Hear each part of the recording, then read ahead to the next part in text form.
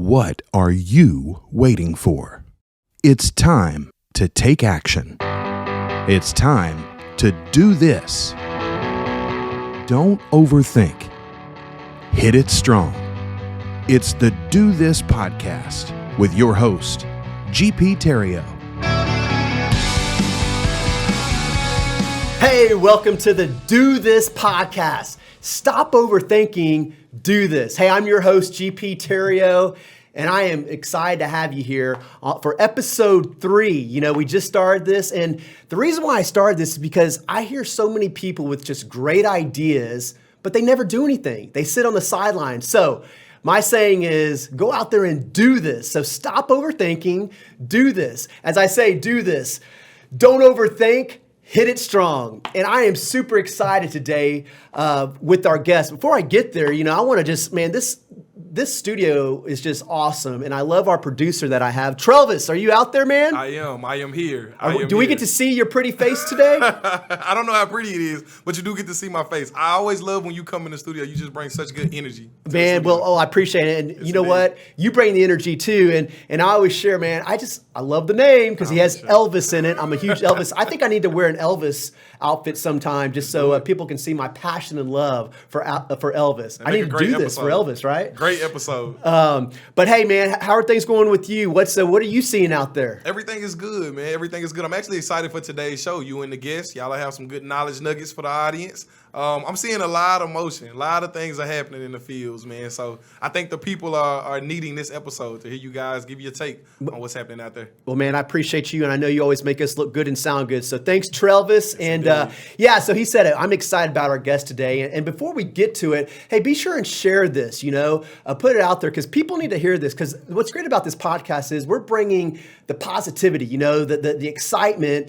and really get people excited that if you're sitting out there and you've got this idea, go for it. Take action and do this. So my guest, let's just get into it. His name is Raleigh Green. And I tell you what, so Raleigh and I, we've worked together on some transactions in business.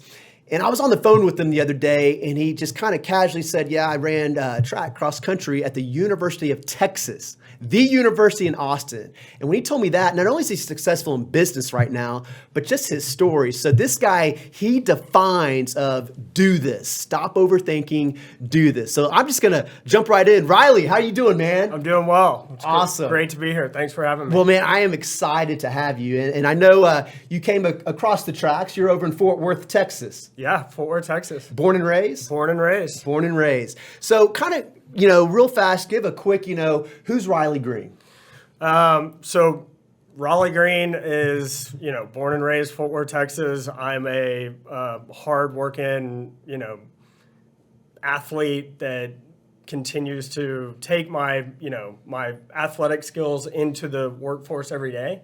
And, I've got a 10-year-old son, and I, work my butt off every day to provide for my family, and, that's basically me in a nutshell. And you do that. So I'm just going to jump right in on, an athlete. You said that. So you did, I said track, but it was cross country. So I ran cross country and track. Started when I was, early on in my, as a kid, 7 years old, started running 10Ks. Okay, let's stop right there. Yeah. Who starts running at 7 years old? I mean, why would you want to? Kids are usually playing soccer or, t-ball, baseball. Why running? So, my dad was a huge runner, and he was, my biggest, I would say, my idol. And he was a big marathoner. Okay. And he also... So I would, see him running all the time, and he was constantly training, and he was very diligent about his training. And when I was like 5 or 6, I was like, man, I want to do that. I want to go to these races. And he would come home he would come home with trophies, and I'd be like, I'm going to do this. Yes. And one thing led to another, and there was I went to a public school in 2nd grade, and they only allowed 5th graders to run in the Cowtown 10K. Okay. And my dad had to sign off saying, hey, my 2nd grade son wants to do this, and we're going to allow him to do it. And I trained with the team, and I ended up getting like 8th place in my age division at the time, which was like 10 and under. Which you were how old again? I was 7 at the time. Wow. I ran my first 10K in 48 minutes and 22 seconds. Oh, my gosh. And then my dad kind of noticed that I had, he was like, you've got this. So I was going to say, was your dad excited when he was super excited. Okay. And he was like, hey, next year, he allowed me to play sports all throughout the year. So I'd play baseball and football like a normal kid. And then we would gear up in November and the race was in February, and he would slowly build me into it. And by the time February came around, I was ready to race. And there was a period of like 7 years or 8 years from the time I was 9 to 16 or 17 that I won my age division every year in that race. And it just kind of snowballed into, I was a little guy. So when I got to high school, it was like, hey, I'm not going to play, football, and I'm not going to play baseball. And my baseball coach actually came to me and was like, hey, man, if you want to go to college, you have a gift. You need to focus on running and put everything you've got into it, and you'll, those doors will open. I love that. The coach, the baseball coach, seeing that and letting you know this is the direction you take. Hey, Trelvis, so what were you doing at 7 years old? 7 years old. I think I had my favorite Power Ranger. Like, yeah. Are you out there running marathons? I mean, that's insane, isn't it? Not at all. What was your mindset? I mean, do you remember? You probably didn't remember at 7 years old, but how do you even prepare for something like that? Or was it just fun? I think. So yeah, there were days that I hated it. There were days that I was like, man, I just ran the race because I wanted to run. And then, my dad actually really pushed me, and he was like, look, you have a gift. Right. And if you follow my lead and you follow our program, then you are going to be successful in racing. Yeah. And so I did. And there were days that I hated it. And there were days where we got in fights. But he was like, look, you got to go get your 3 miles in. You got to get your 4 miles in. And whether he ran next to me, which was always an added bonus, or he would ride the bike next to me when I got older and I was running really fast. He was always kind of by my side, pushing me along. And we had a head coach in high school, and my dad wrote all the track workouts for the track team. Okay. So, he knew what it took to send kids to the NCAA. Okay. And so was he coaching other kids and too? He did, yeah. He coached other kids that were older than me, and I watched those other kids, and I got to train with those guys. So, there was a lot of fun times, but a lot of painful times during, So let me ask you this, Riley. So, processes. In today's society, it's a different world. I mean, I have a son that's 9 years old, and he's a good little athlete. I mean, I got him into wrestling because I was thinking that same thing, that, he's not going to be big enough for football because these kids nowadays, it's a different sport. Yeah. But the problem is, too, what I'm seeing is these kids are already starting to just focus on one sport, at this young age and playing it year round. Right. And what I've seen and keep hearing is be careful because you're going to burn the kids out. I mean, did you get to that point where like your high school senior, you're like, you know what, I'm done, I'm burned out? Or were you just, you knew the gift and you loved it? I mean, was there ever a point you just wanted to be like, I'm done? Absolutely. Yeah, there was multiple times my junior, senior year in high school where, I was wanting to have a girlfriend and wanting to go out with my buddies. And, I just had to stick with the plan. And there were days where I would quit. And I'd just say, I've had enough. I quit. Okay. And, it wasn't until the end of my junior year that the big colleges, the big universities like Stanford, Arkansas, Colorado, the University of Texas, TCU, A&M, all these coaches started taking notice of my hard work. And, the counselor that I had, I was not the best student. And they were like, Raleigh, there's no way you're going to get into any of these schools ever. Okay. I was a C student. I hated school. But I knew how to run, and I ran fast. And, I knew that my senior year when it came around, it was time to either quit or sign a scholarship and go to college. And I, chose to sign a scholarship, luckily, and ended up running at the University of Texas and had, a great career there. And it, pushed me into my business career. And I take a lot of what I learned from high school, into college and the training and that mentality Mm-hmm. into my everyday business world. Well, it's incredible, and I want you to share this story though real fast. So obviously, it sounds like that turning point where you wanted to quit, but then the scholarships started coming in, right? Mm-hmm. So what was the one story you were sharing beforehand? You said all these. I mean, we're talking top Division I schools were recruiting you. This wasn't like these are the top 5 best schools in the country for cross country and track. I mean, that's incredible. I had one story I haven't shared with you.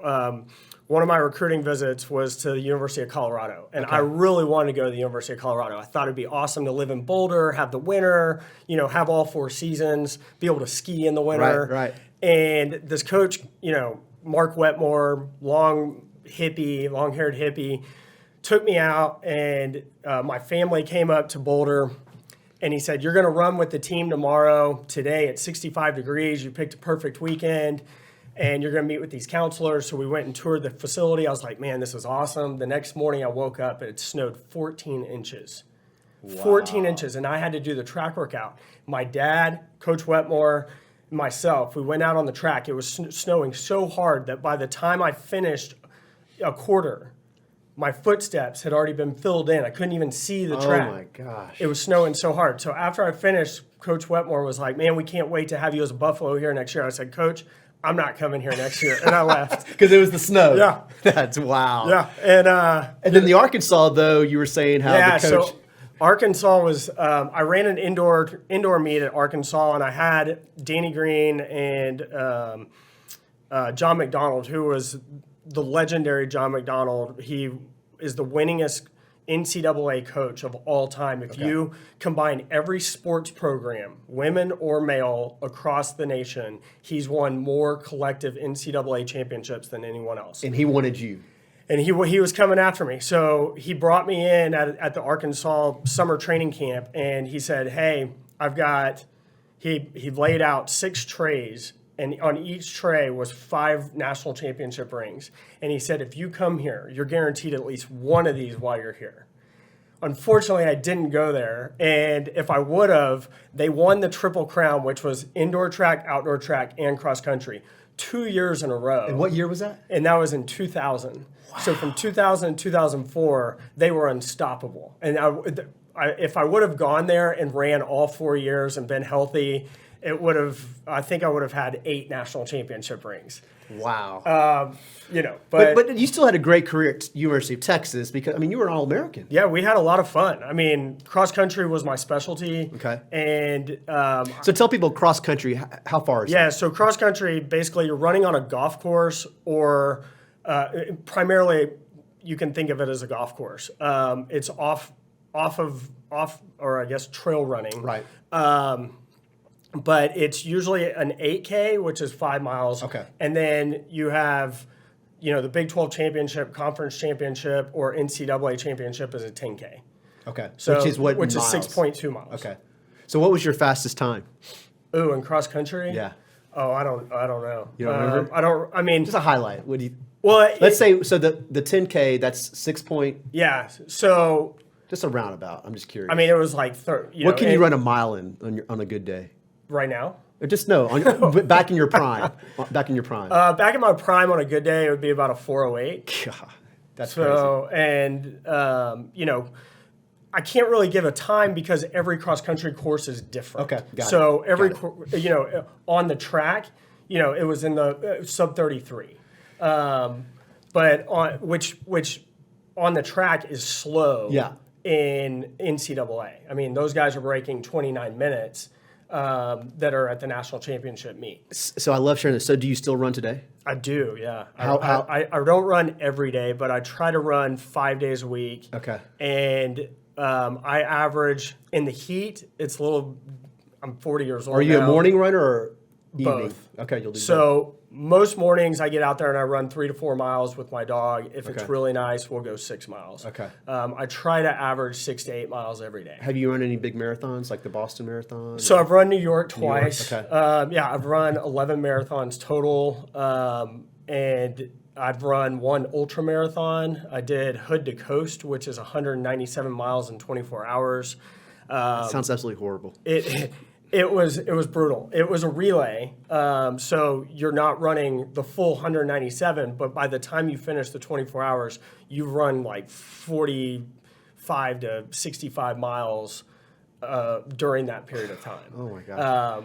And we had guys hallucinating and whatnot. It was pretty Have you ever had intense. any injuries, like knee problems for all the running? Yeah, so I actually had a double stress fracture in cross country my freshman year at the University of Texas.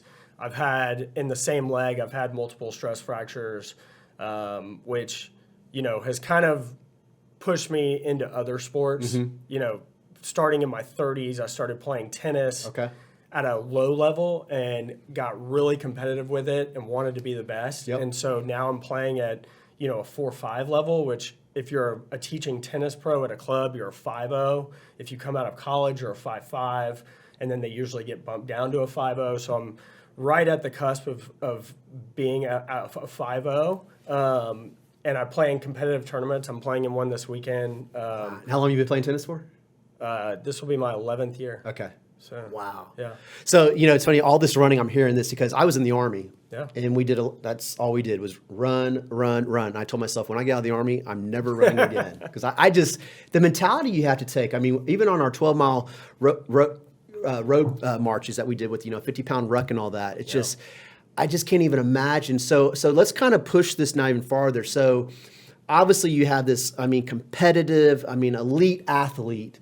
And now you've taken it into your business career. Now, you're obviously a serial entrepreneur. You've started your own consulting firm, if I'm correct. That's right. So kind of share that. So you went from college. Did you just jump right in? Did you work at like corporate America? Or Yeah, did you... so I jumped right in. I had a couple odd jobs. And then in 2005, I went to work for a large hedge fund here in Dallas, Carlson Capital, and worked there for a couple of years. And then in 2008, everybody kind of got let go, and I moved on. I actually went to work for my dad's office furniture company. Okay. So think of like the Dunder Mifflin Yes. of office supplies. That was us. But So was The Office your favorite show? Oh my God! Yeah. Every time I watched The Office, we definitely had an employee, that was one of the characters from that show. Travis, did you watch The Office at all? I wasn't a big Office watcher, but of course it's like a cult classic. So Oh my of course gosh. you know about it. I got excited. Yeah. That was Office. he answered my question too. Did you have characters in your actual office? Yeah, absolutely. Lots of characters. Yeah. We would always joke about it. And, it was a fun business. I ran, I started in sales and then moved up to vice president of sales. We covered Dallas-Fort Worth, and I made a lot of contacts during that period of time. Most of those contacts, we were working with like large family offices, law firms, banks, car dealerships. So fast forward to 2016 or 2014, I went through a divorce in 2013. In 2014, I said, I've got to, I need to make a change. Okay. So I put myself through business school at SMU, went through their MBA program. And while I was at SMU, I decided to launch a consulting business to help a buddy of mine raise capital from those contacts that I made from Carlson Capital and working at Greenwood Office Outfitters. And sure enough, one of my buddies who who had this hedge fund was like, hey, I want to raise $40 million. And I helped him raise, probably around 12 or 13 million at the time. Mm-hmm. And then, over the years, I would continue to help him. Well, fast forward, after I graduated from business school, I was actually working in a startup healthcare business for a period of time doing business development. And a buddy of mine called me and was like, hey, there's a friend of mine that's looking to raise $175 million for his oil and gas company, and he needs to raise it quickly. Can you help? And he'll pay you a fee. So I went and met with him. Long story short, was able to raise $175 million in less than a month from 3 family offices in the Dallas-Fort Worth area. And that, kind of snowballed a reputation in that industry of, oh, hey, Raleigh can get, some of this stuff, some of these fundraise is done. Yeah. Let's go to Raleigh. Yeah. Well, a lot of people didn't know that I'm not working for free. I actually take a fee on that, and and not every deal is the right deal to take to, these family offices and high net worth individuals. You got to vet them very properly. Right. So, fast forward to to last year in 2021, I started working on a deal selling a business in Dallas that had land attached to it. And originally I was just selling the business, and the owner called me and was like, "Hey, I want you to sell the land too. I want to sell it all together as a package." And I said, "Whoa, I don't have my real estate license, and I can't participate in the sale of the land in the commission. So Right. I've got to go get my real estate license." So I went to Purvis Real Estate School in Fort Worth. Okay. And Leslie Purvis has a 3-week program. I went through that 3-week program and studied for my exam 5 weeks later and passed the exam.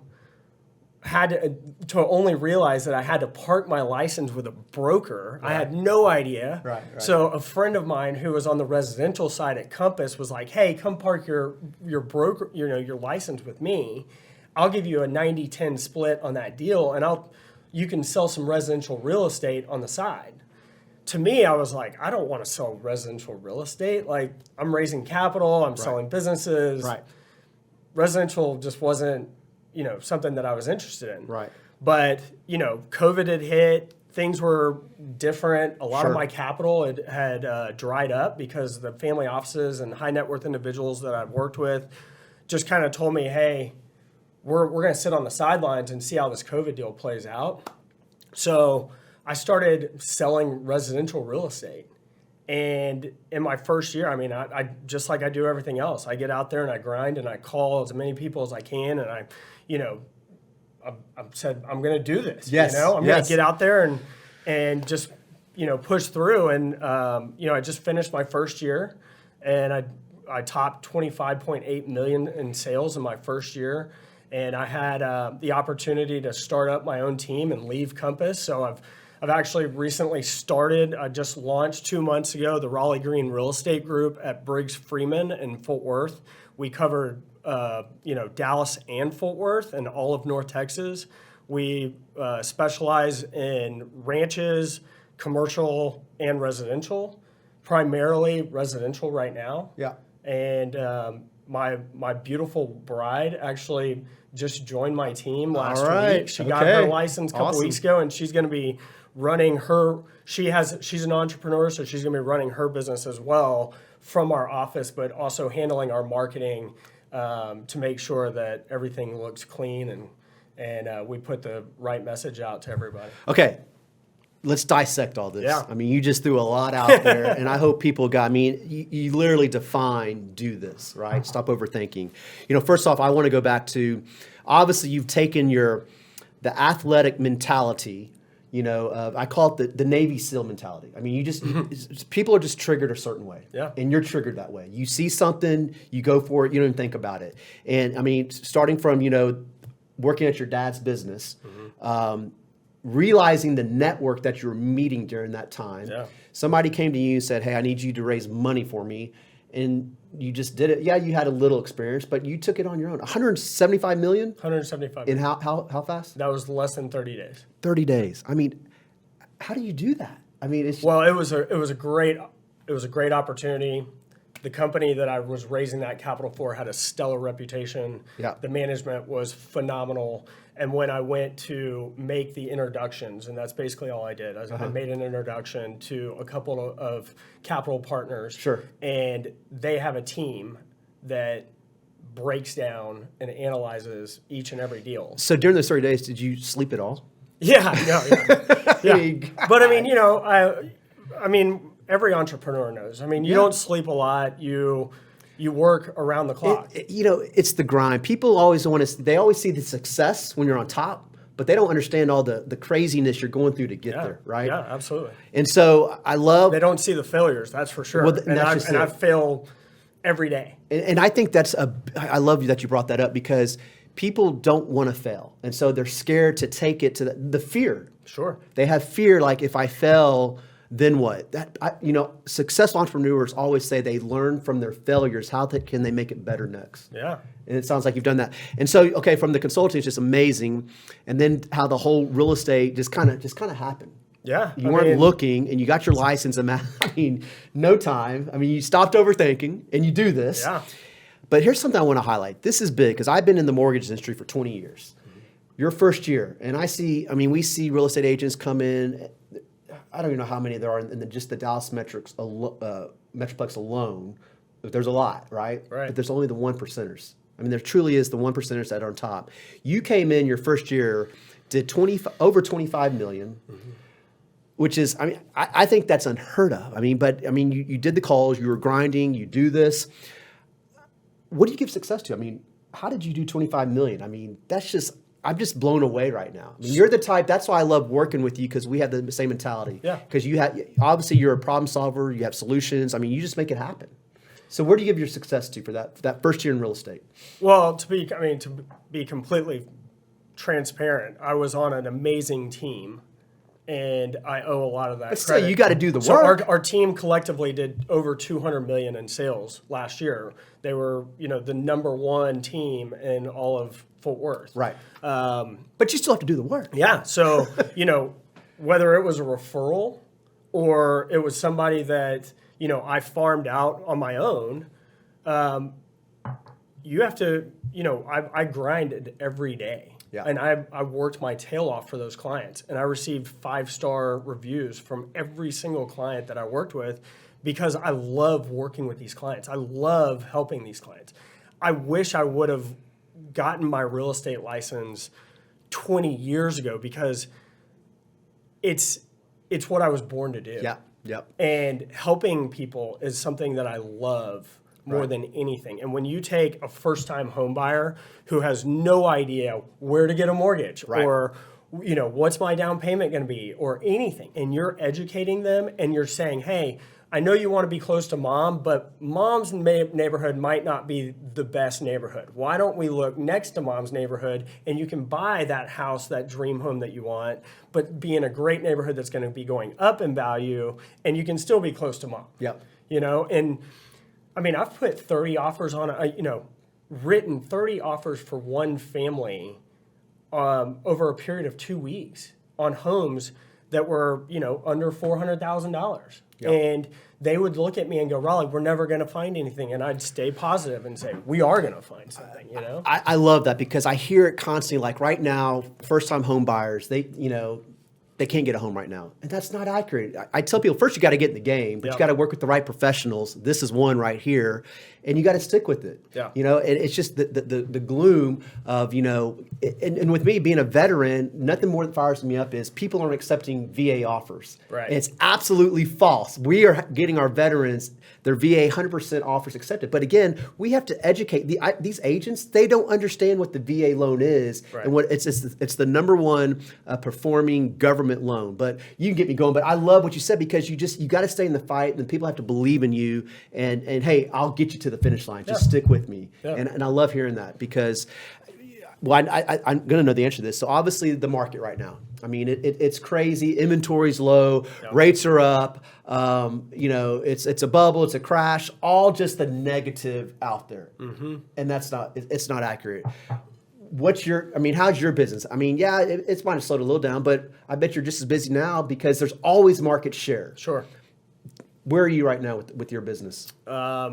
Businesses. So I started my own team 2 months ago. Okay, let's backtrack real fast. Yeah. That's right. So why? Why did you go out on your own? Here you were. You just said you were with the number one team. Yep. You had it good. Just kind of ride that wave. Yeah. Why would you leave that? To be completely honest, I had to leave because I can do this on my own, and I don't need to work for someone else. And I had a great teaching experience. I learned from the best. Right. And I now have the opportunity to take that and go create my own team, get better splits, and create a model for new agents to come join my team that isn't capping anyone at a certain percentage. Just if you do the volume and you continue to gain volume in your business, then we are going to continue to pay you more instead of capping you. Right. And for me, the last 2 months, I've been drinking from a fire hose. I've been having to learn all of the Briggs Freeman Sotheby's International Realty rules, and they run the tightest ship I've ever seen, and I love it. It is every business in corporate America should run their business like Briggs Freeman Sotheby's International Realty. Yeah. And they've given us the tools to go out and be the best we can. There's been a transition period of, hey, my social media now changed. People in Fort Worth are going, wait a minute, Raleigh's not with, Compass anymore. He's now out on his own. Do we call Compass or do we call Raleigh? And at the end of the day, we want to provide the best service possible for our clients. And people are, we've got off-market listings right now. We've got $1 million off-market listing. We've got a $3 million off-market listing. I've got a $1.35 million listing over in Overton Park right now. The listings are coming in. July is always a slow month because a lot of people leave town because it gets so hot here. But it gave us time to actually build out our business plan. And now we're executing the business plan. We've got 19 buyers that we're working with right now. I got a call the other day from one of the executives at D.R. Horton, and he was like, hey, we want you guys to list 80 of our homes. That's awesome. And we're now working with the largest home builder in the country on selling their homes. And we're going to create an awesome partnership with them. Well, you define do this. Hard work pays off. The fear, though, of you probably making that transition, though, leaving a powerhouse team. Were you able to sleep at night? What's going through your head? I can only imagine when you're starting. It's almost like you're starting from scratch. You're literally leaving. Most people wouldn't. They have it too good. You know what? I'm just going to sit here, stay in my comfort zone. Oh. And you're getting in, and on top of that, you made the move when the market was crazy. Either way, how you look at it, it was hot. Now it's slowed down. What were you thinking? So, I've made a lot of money over the last 20 years. I've lost a lot of money over the last 20 years. I've learned that if you don't take risk, you are not going to go anywhere. And if you just sit around and go, oh, I'm going to be complacent with this team and this salary and this income, then that's all you're ever going to amount to. And I'm not going, 3 weeks ago, you could ask my wife. I looked at my wife, I go, oh my God, I think we made the biggest mistake ever. I should have stayed where I was. I shouldn't have even tried I shouldn't have tried to get bumped up at all. I should have just kept grinding and life would have been great. And then all of a sudden, God comes through for you and he goes, you know what? This is where you're supposed to be. Right. I put you here for a reason. And now we're going to execute. And one buyer starts snowballing into another buyer, and into another buyer, into another seller, et cetera. Yep. Well, I love everything you just said because risk is reward, and Absolutely. And not enough people do it, and that's why, hence, I have you on my podcast. So if you're watching this, guys, this doesn't fire you up from a elite athlete to was successful in a business that he could have just stayed in his comfort zone and kept making plenty of money. Yeah. But why not? No, I had a bigger calling. Mm-hmm. You didn't overthink it. You took action and you do this. Don't overthink, hit it strong is what I say. Wow. And that's what you did. You hit it strong. You went into the storm. And man, kudos to you. Congratulations on everything you're doing. Absolutely. I appreciate it. Yeah. So if you're watching this, and if you're in the Fort Worth, Dallas Metroplex, guys, you want somebody who's got your six, who's going to go. How can you not be fired up with this guy in your corner? Reach out to him. He is. I've seen what he's done. This is the guy that I want in my corner. So how can they get in contact with you? Yeah, you can reach out to me by phone, 214-208-7417. You can reach me by email, rgreen@briggsfreeman.com. Or you can just search for me, Raleigh Green, either on Google or on briggsfreeman.com. Awesome. Well, man, thank you so much. Boom, Absolutely. give me some. Hey, again, thank you guys for watching. This was episode number 3. You were my third guest, this is man. great. And man, you're Appreciate it. you've set the standard. I mean, right. wow, this is awesome. But guys, please share this, do this podcast, stop overthinking, do this. And Raleigh, as I share it with all my fans and guests out there, I tell them all, go out there and do this.